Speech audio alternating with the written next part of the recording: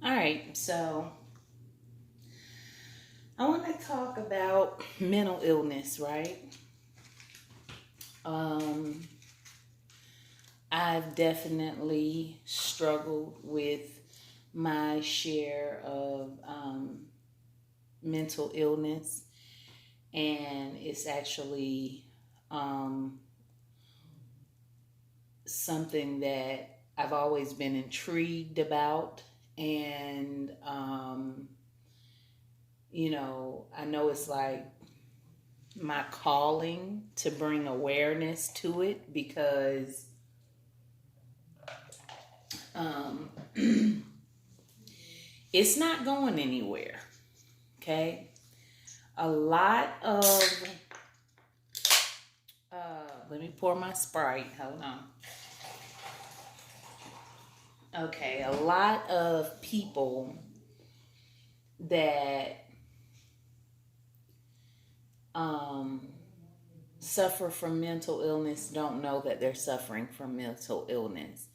So when you see drug, alcohol, substance abuse, um, it's a mental illness behind it. I'm not talking about some kids that's experimenting with it and they just want to get high for the first time and see how it is. No, I'm talking about people that have serious addictions to substance abuse. Um, it is mental illness behind it.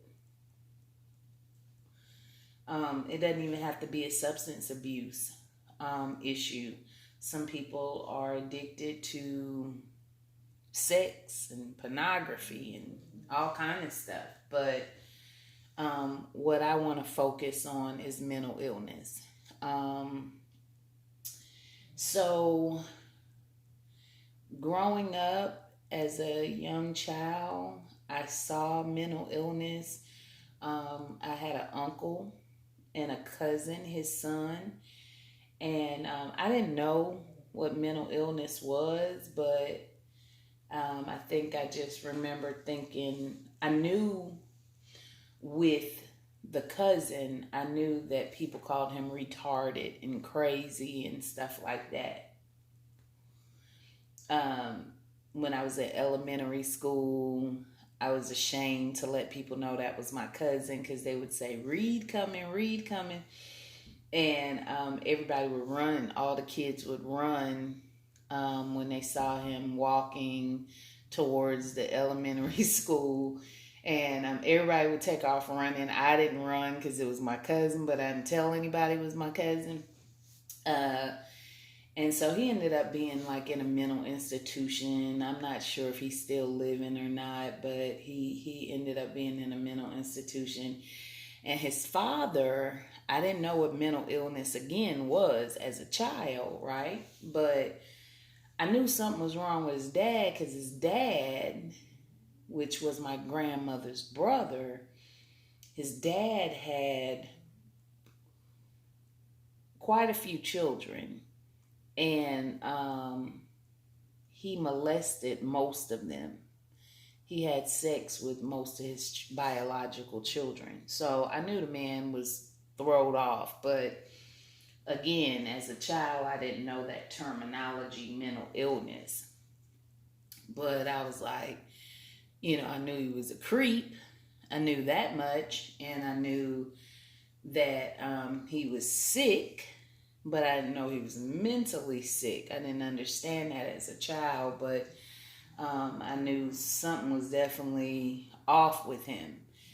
And and so now, knowing what I know, being raised by my grandmother, she passed a few years ago. She suffered with severe depression. It was probably definitely clinical depression. So she would sleep a lot, and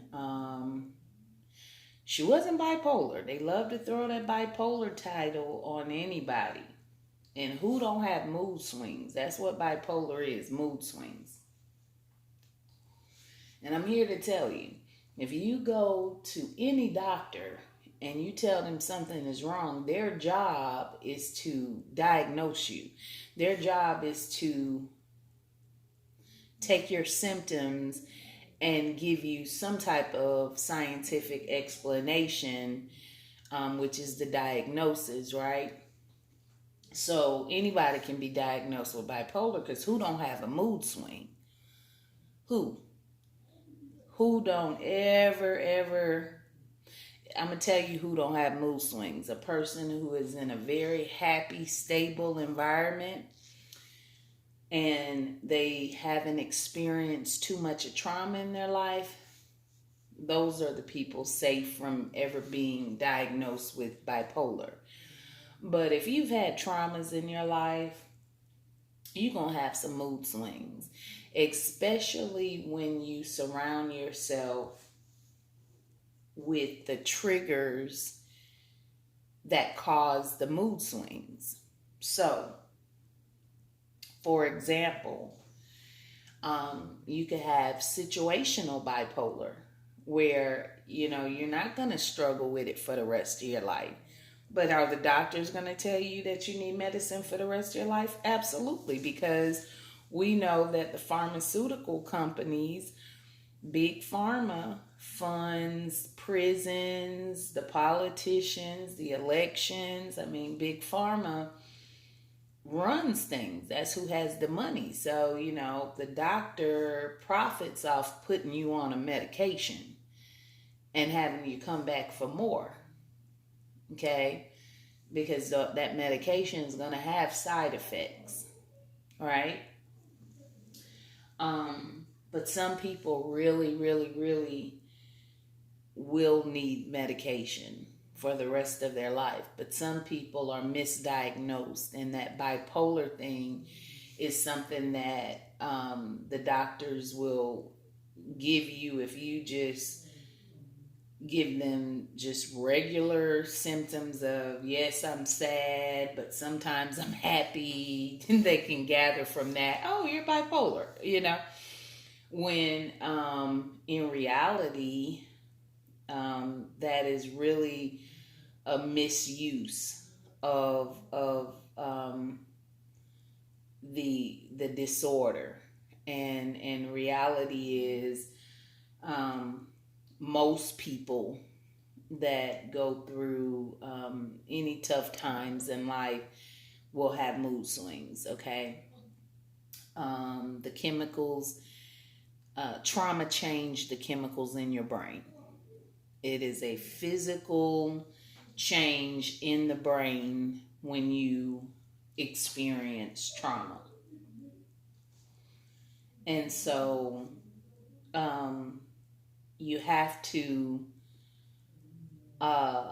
sometimes remove the triggers and the stressors. And so when you remove the stressors and the triggers, sometimes your situation can be reversed. So, for example, if you're in a very stressful relationship, it could be with your mom, your brother, your dad. You could be a caregiver to someone. It could be your boyfriend, your girlfriend, your husband, your wife, whatever. And you remove yourself from that very stressful situation. A lot of times you can also combat that situational mood swings, the bipolar. On the flip side of things, you could be so traumatized in no matter where you are, you're gonna always go from high to low because your chemicals really are out of whack. And so in that case, when you remove the stressors and the triggers and those things that caused you, or that you thought was causing the initial bipolar response, once you remove those things and you're still like going from highs to lows, which is the manic and the depression, the mania and the depression, well, now that's a different story. So mental illness is very intriguing to me, and I'll be studying it for the rest of my life because, um, I attract people with mental illness, and I can recognize it because I've had my own bouts with mental illness. I definitely had situational mood swings. I absolutely was clinically depressed. I mean depressed. And so the substance abuse and the overeating and stuff like that, when you see somebody that's really, really big and they may always have a smile on their face, but they're 450 pounds, they're depressed.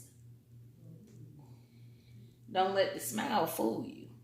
They're depressed. And so there's it goes beyond substance abuse and abuse period, because also a sign of the mental illness is abuse. If you meet someone that's abusive, they probably likely have been traumatized at some point and probably abused themselves, and they take on the attributes of an abuser. Some people can come back from mental illness. Some people cannot. I know this one guy, I have a video of him on my page, and on my channel rather. And now that poor fella, he is gone. And when I talked to him and I listened to his story, he was abused as a very young child. He was really, really physically abused. And one thing men don't talk about is sexual abuse. But I've met so many abused men to where I can kind of know which ones was sexually abused as well. But men are gonna rarely talk about sexual abuse unless they're like openly gay or something. But if they're not out the closet, openly gay, they probably will never mention that they were raped or molested as a little boy. Women molest boys, men molest boys, and of course, same thing happens for girls, but girls are more inclined to talk about it, which helps alleviate them from being so traumatized to where it develops into a mental health issue, right?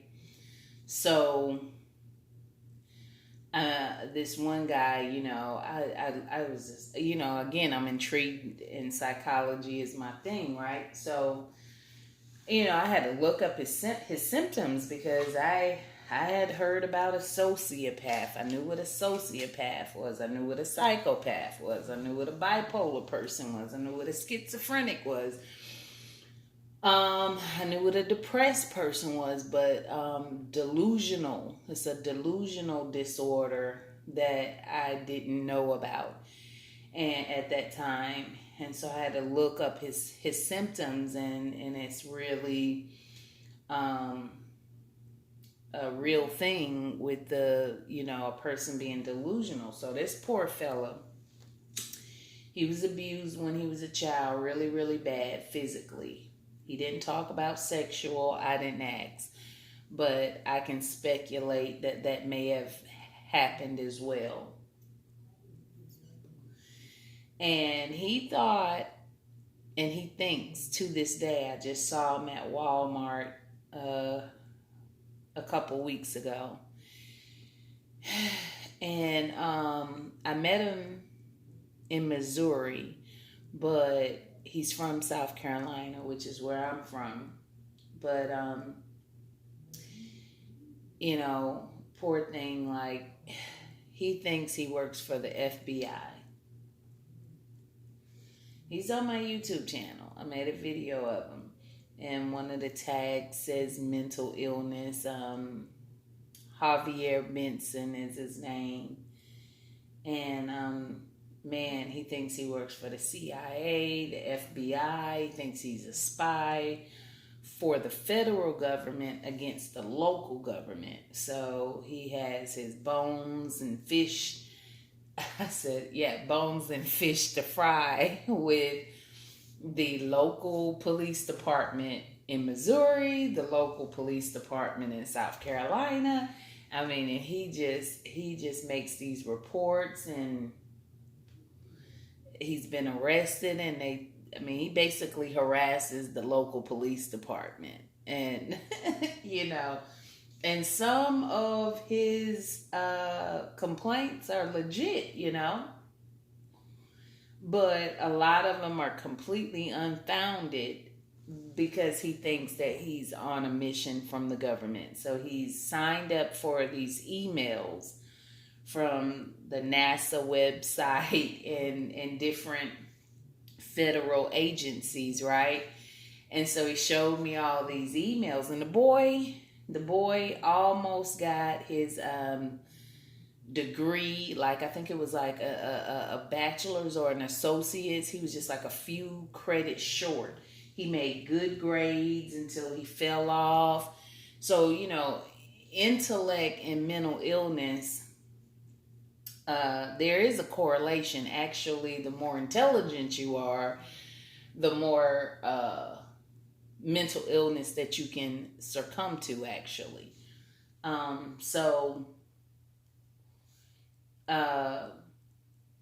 Yeah. So in other words, I heard this one guy tell me one time, he said, all geniuses are crazy. And so there's something to that. And so when you have a very, very high IQ, you most definitely can be subjected to being called abnormal. But who's normal? So, you know, who defines what's normal, right? So, but this guy, I really tried to rationalize with him and talk him off the ledge, you know, and just say, hey, you know, you don't work for the FBI. The FBI wouldn't have you, the CIA wouldn't have you out here working for them and hungry and homeless and sleeping in people's garages and they don't even know you're there. And in shelters and things of that nature. And, you know, I there was no rationalizing. There was no reasoning with him. So I looked up his symptoms and found out he has this delusional disorder that's very, very real. And so some people that with this, they'll think that they have a relationship with a celebrity. They have these grandiose ideas about themselves. You know, they're over important in their mind, and so, you know, like I said, I remember being a little afraid of mentally retarded people, which is not the same as insane people. And then I got a job working with mentally retarded people when I was like, I think 19 or something, 18, 19, something like that. And that was my first time working for the state of South Carolina. And the people were, you know, developmentally delayed is what we call them now. And so, you know, you ever went in the grocery store and you see a person, they're all folded up and they're slobbing out the mouth and they're in a wheelchair and their body parts is in weird places, and that used to um, upset me and make my stomach queasy and all kind of stuff. And so I ended up working with people like that and realized that they're angels, and but I was scared of those people, but I was never scared of like clinically insane people. Like, now granted, there's some people that are so crazy, men especially, that I don't want them in my life because they're dangerous. So you do have some very dangerous people that are walking around that should not be walking around society. And now those people, some men that are very, very abusive to women and children, they don't scare me. I'm scared of myself, to be honest, because I would put them out of their misery. I don't think everybody's supposed to walk around in society that if you're dangerous and a menace to society, I don't think you should just be walking around, in the public. So the crazy part of me would, blow your brains out if I could get away with it and eliminate you from the face of the earth. So because I know how I am, and I stay away from certain abusive, insane men, because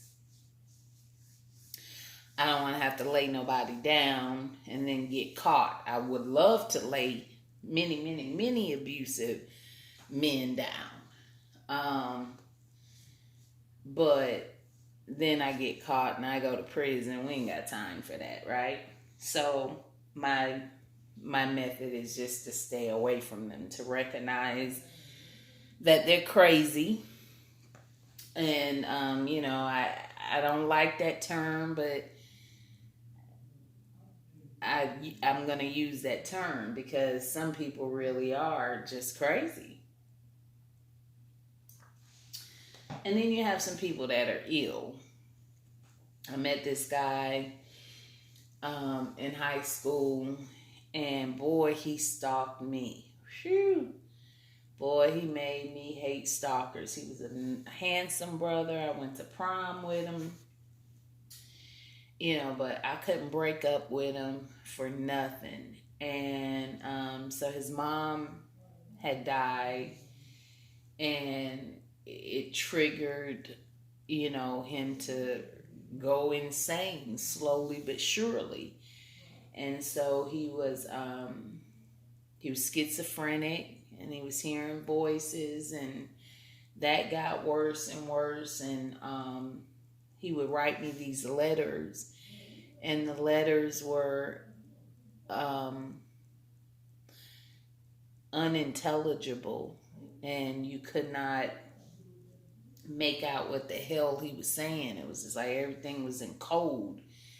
And you'd be like, what the hell? And he would just say all this, and that's what a schizophrenic person is going to do. It's not going to make sense to the average person that read it. And so his mental illness, it got worse, like I said, after his mom died, and then I broke up with him, and I'm pretty sure that contributed to his mental illness getting worse. And then it turned into physical problems, and he started having neck spasms. The neck spasms went to his spine, and eventually he was like bedridden.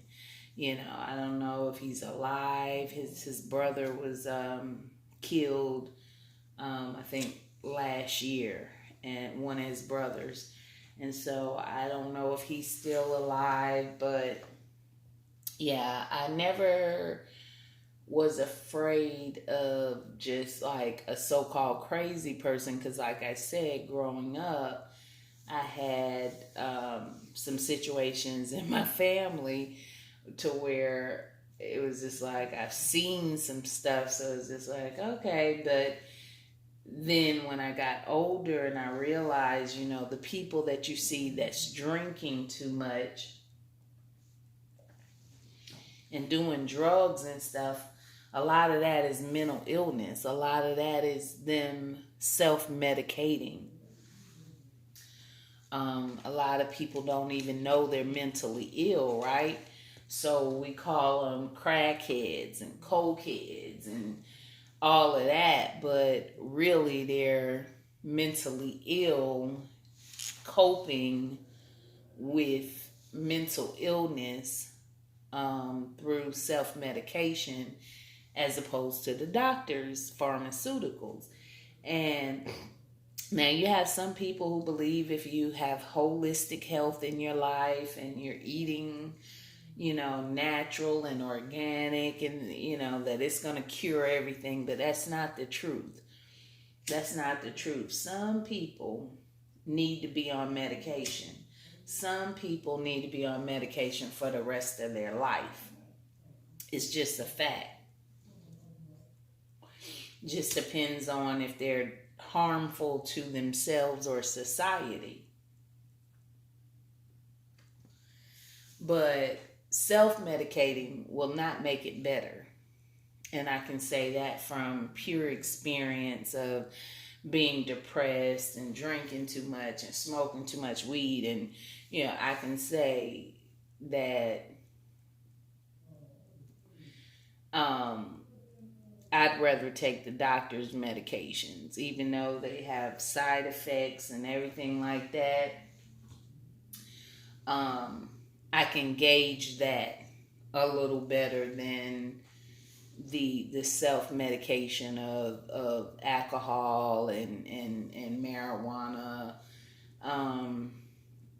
So I just wanted to make this video to let, it's not a video, again, it's an audio, but I wanted to make it to let somebody know that, hey, if you have a loved one and you see something is wrong, encourage them to just seek counseling and a therapist. And a lot of people don't want to take the medication. Like I said, some of the medication is dangerous. But what's the alternative? That's what you have to do, weigh out the pros and the cons. With this medication, I'm going to be this way. Without this medication, I'm going to be this way. And so it is a personal choice, but self-medication on substances or food is not the answer. It's not the answer. So go let the doctors do what they do. And, if you feel like you need to dial it back, you're too over medicated or something like that, you can always do that. But, the self-medication alternative is no good. I love you. I love myself.